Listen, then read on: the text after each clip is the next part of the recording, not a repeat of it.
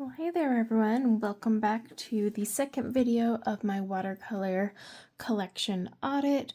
The whole point of this series is to swatch every single watercolor I own, whether in tube or pan format, and we're going alphabetically.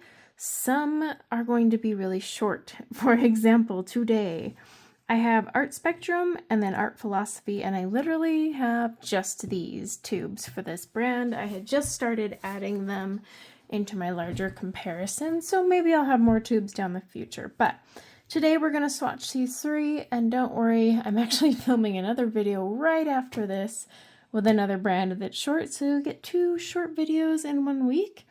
And at the end of every video, I will let you know if I'm going to be keeping that tube or if it's going into the bin to go to eBay. As you can see, these tubes are pretty full. So yeah, we will get swatching because that's important. Okay, so for the sake of sanity, I have decided to just keep it all on my Winsor & Newton paper. It's not my favorite, but I am used to the Etcher sketchbook, so that's what I typically use. But for this, it is fine. I am not going to use my stamp, however, because it does separate. Instead, I'll give a little line so you can see the transparency. But the whole point is really just we're swatching every single paint I own. If I did this all in one video, we'd be here probably, well, we'll add it all up and at the end find out. So, Art Spectrum, I have Sap Green, which is PY 129 and PG 7.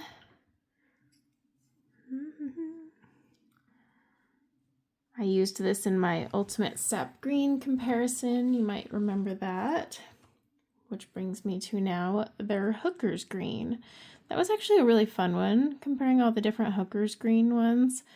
It's amazing how different certain greens can be across brands. Theirs, for example, is PG 7, PY 42. But it was a fun one to do. I really enjoy like just these little comparisons. Okay, now our little friend Art Philosophy. This is going to be a very short and sweet one, I know. I bought them for the yellow ochre comparison, and they use PY 43. Just dip that in the water. It's actually a really nice color. All right, so we're gonna let those dry real fast, and then we'll talk about what I am going to keep in this audit and which of these is gonna go to another home. Okay, so here are our 3 little friends for today. The Sap Green, the Hooker's Green. Now, if you want the comparison videos, you can find those. I have those already. And the Yellow Ochre. Now, I remember when I swatched these in the comparisons, I was like, yeah, they're all right. But they weren't like, whew, I have to have those. Here's a fun one to look. This is Sap Green from A Gallo, which I absolutely love. I don't love that they used 4 pigments. This one's only 2. But still, in all honesty, I have 0 reason to keep Art Spectrum. They're not a brand I typically use, obviously. I just now started adding them to comparisons, so you'll still see them. I'll still buy them. But they are going into the bin.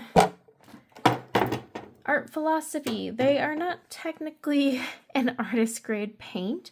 However, it was fun. They have like these cute curated sets, or you used to have these curated palettes. And then they had some paints in tubes, and I was like, well, I've got to try that. So I happened to buy this one for the yellow ochre comparison. Now, I don't have one on this page in particular, but in the next video, I'm going to actually do Block X, which will have the yellow ochre, so that'll be a good one. That said, I have so many other yellow ochres, including one in my favorite brand, which is Roman Schmal, so into the bin this one goes too. That bin is going to get big here very soon. Now, why didn't I put any of my A Gallos in there? I actually really like A Gallo. They're expensive, and gosh darn it, if I'm going to pay for them, I'm going to keep them. But that was a quick super easy, I hope painless, little swatch session. And now we will move on to another video, so join me for that. And then, of course, I will start linking these down below. Originally, I was going to wait until the end of this, but it is going to take time, especially when I start getting into the bigger ones like Da Vinci and Daniel Smith and all those ones where I've got a ton of pans and tubes, and that one will be fun. But we're going to use this whole block. And I'm just going to keep going in alphabetical order, and then it'll be fun to lay them all out and just be like, holy moly, how many paints did I swatch? It's going to be a lot. I need to keep like a sticky note just running with a count now, don't I? All right, well, thank you guys for hanging out with me for this little audit, and until next time, take care. Bye now.